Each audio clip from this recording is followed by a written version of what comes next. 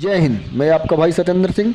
आज हम चर्चा करेंगे अपने मुर्गी फार्म में मुर्गी के अंदर होने वाले साउंड वाइब्रेशन की समस्या के बारे में। ये समस्या जो है दिन पर दिन बहुत ज़्यादा बढ़ती जा रही है। बहुत सारे लोगों का कमेंट भी आ रहा है और इसका पक्का निवारण खोज रहे हैं। भाई मैं कोशिश करूंगा कि इस वीडियो के माध्यम से आप लोगों को इसका समाधान बता सकूं। साउंड वाइब्रेशन की जो समस्या हमारे मुर्गी फार्म में, ये अधिकांश जो लोग अपने मुर्गी को डीप लीटर में पालते हैं या जिनका ब्रॉयलर फार्म है, उसी में ये बहुत ज़्यादा समस्या आती रहती है। इस टॉपिक को आगे बढ़ाने से पहले मैं एक बात आप लोगों से कहना चाहता हूँ।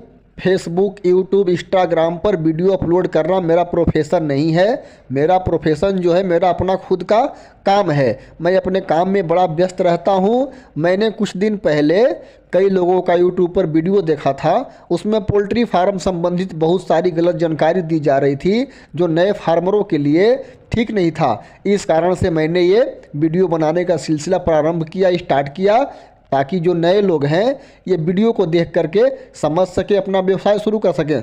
आते हैं अपने मेन टॉपिक पर। हमारे फार्म के अंदर साउंड वाइब्रेशन की समस्या आने का जो है मेन कारण सिर्फ और सिर्फ एक है, फार्म के अंदर ऑक्सीजन लेवल का कम हो जाना। जैसे ही आपके फार्म के भीतर ऑक्सीजन का लेवल घटता है, वैसे ही आपके मुर्गी के अंदर ये समस्या आनी शुरू हो जाती है।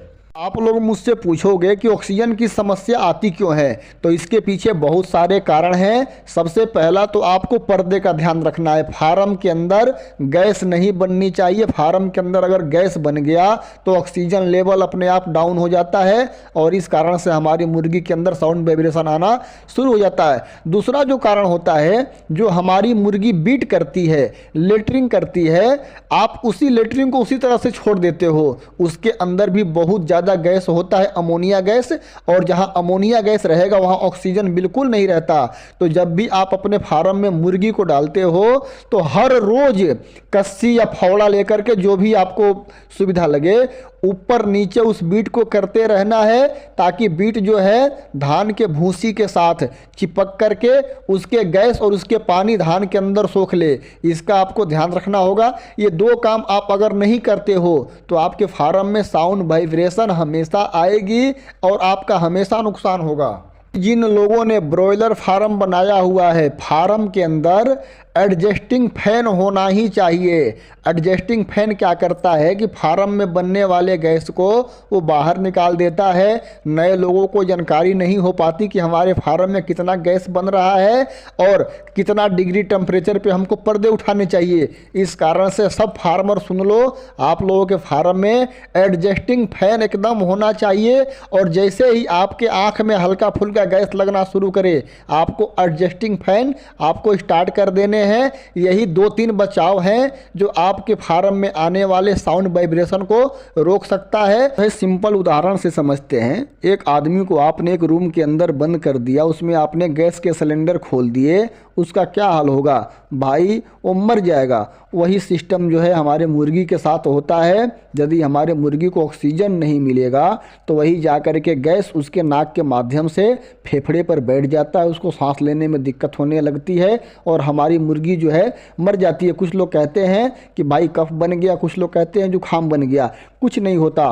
तो छोटी छोटी बातों का आप ध्यान रखोगे तो ये समस्या जो है आपके फार्म में कभी नहीं आएगी। मैं सिस्टम पर बिलीव करता हूँ, मैं दवाई पर बिल्कुल बिलीव नहीं करता। मैं अपने फार्म में दवाई चलाता ही नहीं हूँ, बस सिस्टम से काम करवाता हूँ। कभी ये समस्या आती ही नहीं। अब तय आपको करना है कि सिस्टम से काम करा करके अपने पैसे बचाने हैं कि दवाई में अपने पैसे को लुटाने हैं।